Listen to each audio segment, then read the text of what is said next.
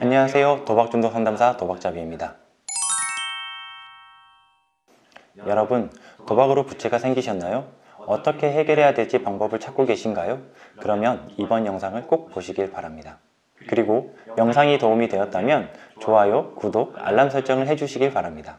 이번 영상에서는 도박 부채를 해결하는 방법 중 일부만 갚아나가는 방법에 대해서 이야기 드리려고 합니다. 도박 부채를 일부만 갚아나가는 방법이 있을까요? 답은 있습니다. 그 방법은 법원의 개인회생 및 신용회복위원회의 워크아웃 제도를 이용하는 방법입니다. 나도 다 아는 정보인데? 라고 생각하실 수 있습니다. 그래서 준비했습니다. 이번 영상에서는 단순히 도박 부채에 대한 제도적인 변제 방법만 알려드리는 게 아닙니다. 도박 중독 회복을 위해서 어떠한 전략을 가지고 제도적인 도움을 받아야 하는지, 가족과 도박자는 어떠한 점을 주의해야 하는지에 대해서 현재 도박 중독 상담사로서의 경험과 지식을 이야기 드리고자 합니다. 우선 개인회생과 워크아웃이란 제도가 무엇인지 간단하게 알아봅시다. 개인회생과 워크아웃은 가중한 채무로 인해서 어려움을 겪고 계시는 분들에게 경제적 재기를 지원해주기 위한 제도입니다. 개인회생의 경우 법원을 통해서 부채를 갚아나가는 방법이며, 워크아웃은 신용회복위원회를 통해서 부채를 갚아나가는 방법입니다. 둘 간의 차이는 있습니다. 여러 가지 차이점 중에서 여러분이 도박 부채를 해결하는 방법에서 제도적인 도움을 선택한다면 그중 가장 큰 차이인 채권자의 범위에 따라서 선택을 하실 겁니다. 워크아웃의 경우 채권자의 범위가 은행연합회에 소속된 금융권만 해당이 됩니다. 이 말은 은행연합회에 소속되지 않는 금융권의 부채나 사채, 개인 부채 등은 워크아웃을 통해서 도움을 받으실 수가 없습니다. 하지만 개인회생의 경우 워크아웃에서 제외된 금융권 및 사채, 개인 부채 등에서도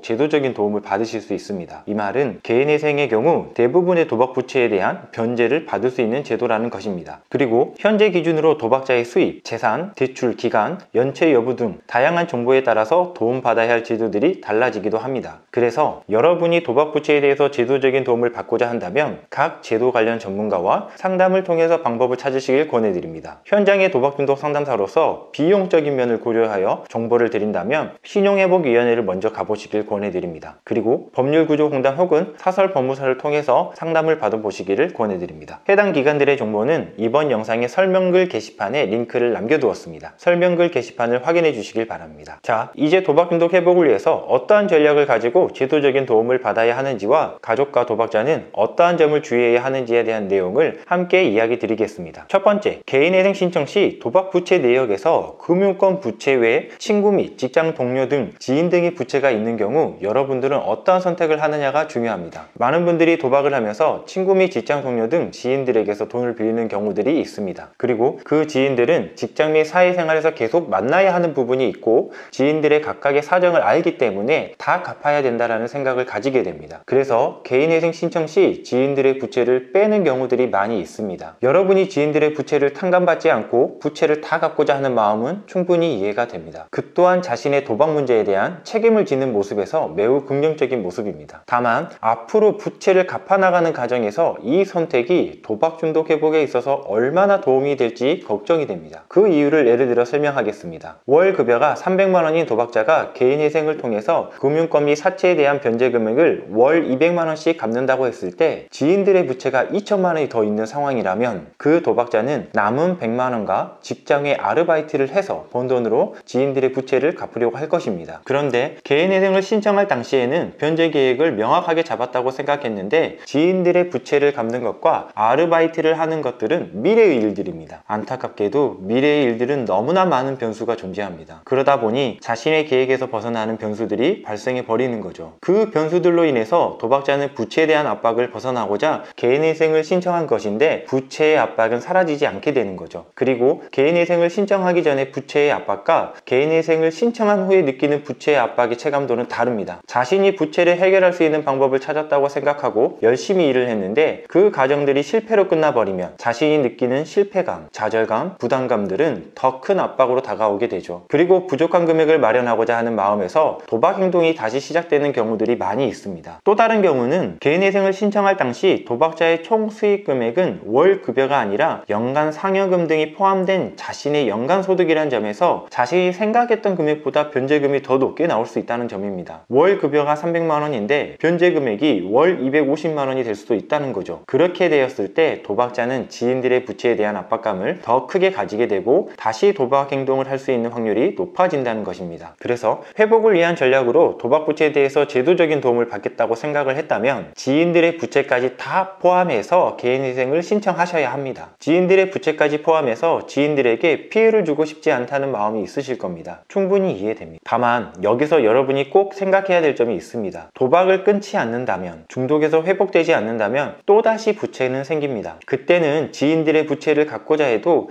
갚을 수 없는 상황이 올 수 있습니다. 지금 현재 여러분에게 제일 중요한 것이 무엇인지를 다시 한번 생각해 보셔야 합니다. 그리고 지인들의 부채의 경우 모두 책임지는 방법이 있습니다. 개인회생으로 일부 탕감을 받겠지만 그 나머지 금액을 개인회생 진행 과정에서 여윳돈에서 조금씩 더 갚아나가시면 됩니다. 기간이 조금 더 걸리더라도 여러분이 지인들의 부채를 갚고자 하는 마음이 있다면 갚아나갈 수 있습니다. 두 번째, 도박 부채에 대해서 제도적인 도움을 이용하실 때 도박 문제에 대한 회복을 잊어버리시면 안 됩니다. 이 말은 도박 문제와 부채 문제를 같은 선상에 두고 보시면 안 된다는 이야기입니다. 도박으로 인해서 부채가 생기게 되면 도박 문제보다 부채 문제로 인해서 더 깊은 고민을 하게 되고 부채 문제를 더 빨리 해결하고자 하는 마음이 생깁니다. 당연히 부채 문제는 현재 내가 살아가는데 체감도가 더 높은 문제이며 압박감이 더 크실 수밖에 없다는 생각을 합니다. 그래서 치료센터에서도 부채 문제에 대한 가이드를 먼저 잡아주고 도박 중독에 대한 치료를 하려고 합니다. 그런데 제도적인 도움을 받는 이후 조금씩 변제금을 갚아 나가다 보면 다시 과거의 정상적인 생활로 돌아왔다라는 생각을 가지게 됩니다. 유도적인 것이 아니라 자동적으로 드는 생각입니다. 그러다 보면 도박 중독에 대한 치료보다 돈을 안정적으로 갚아 나가고 일상으로의 회복을 더 빨리 찾고자 하는 마음이 생기는 거죠. 그리고 도박 중독에 대한 치료를 받는 것 외에 도박을 하지 않기 위해서 했던 행동들을 다시 과거처럼 원위치시키려고 합니다. 핸드폰을 2G폰으로 변경했는데 다시 스마트폰을 구입하거나 금전관리를 가족에게 맡겼는데 다시 도박자가 하려고 하거나 가족들과 함께하는 시간들이 더 많았는데 점점 줄어들거나 하는 등의 모습이 보이게 되는 거죠. 여러분, 이러한 과정들을 밟고 있다면 다시 도박을 할 수 있는 확률이 높아집니다. 한번 생각해 봅시다. 부채가 생기신 이유가 무엇인가요? 도박이라면 부채 문제는 도박 행동 때문에 나타난 결과입니다. 부채가 해결된다고 도박 문제가 해결되지 않습니다. 그런데 도박 행동을 이제 안 하니까 해결된 것처럼 보이시죠? 도박을 하기 위해서 돈을 빌렸던 과거를 생각해 보십시오. 그때도 도박을 안 하실 수 있지 않았습니까? 그럼에도 내가 도박을 했던 원인은 그렇게 단순한 게 아닙니다. 여러분은 지금 도박을 안 하고 있는 것 뿐이지 그때의 원인은 없어지지 않았습니다. 여러분이 도박 중독에서 회복되기 위한 노력을 하지 않는다면 또다시 부채 문제는 생깁니다. 그래서 회복을 위한 전략으로 도박 부채에 대해서 제도적인 도움을 받겠다고 생각을 했다면 부채 문제와 중독 문제는 다른 선상에 있고 회복을 위한 치료 과정도 계속 이어갈 수 있도록 하는 안전장치를 만들어 두셔야 합니다. 안전장치라고 하는 것은 도박 중독에서 벗어나 회복을 하려는 사람들과 기관들, 그 외의 다양한 정보들로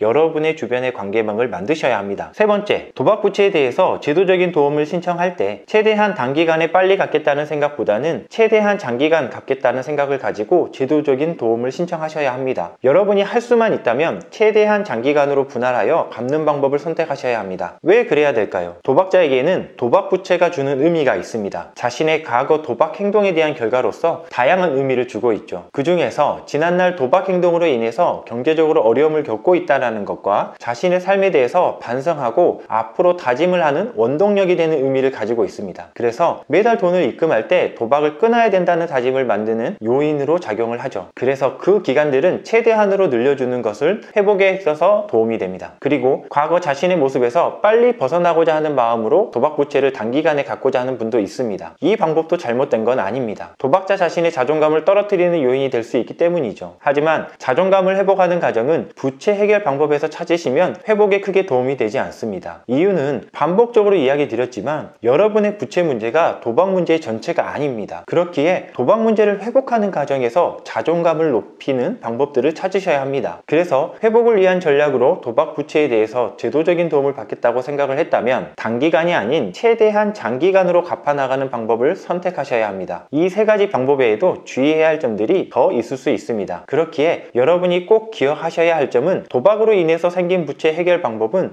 일반적으로 생긴 부채 해결 방법과는 다른 관점을 가지고 바라보셔야 된다는 것입니다. 자, 오늘 여러분은 도박으로 생긴 부채를 해결하는 방법 중 일부만 갚아 나가는 방법과 도박 중독 회복을 위한 전략 및 주의사항들을 아셨습니다. 이 영상이 도박으로 인해 생긴 부채 문제 해결과 도박 중독 회복으로 가는 길에 도움이 되셨으면 합니다. 그리고 오늘 이야기한 방법에 대해서 궁금한 점이 있다면 댓글 남겨주시면 성심껏 답변 드리겠습니다. 이상 도박 중독 상담사 도박잡이였습니다. 감사합니다.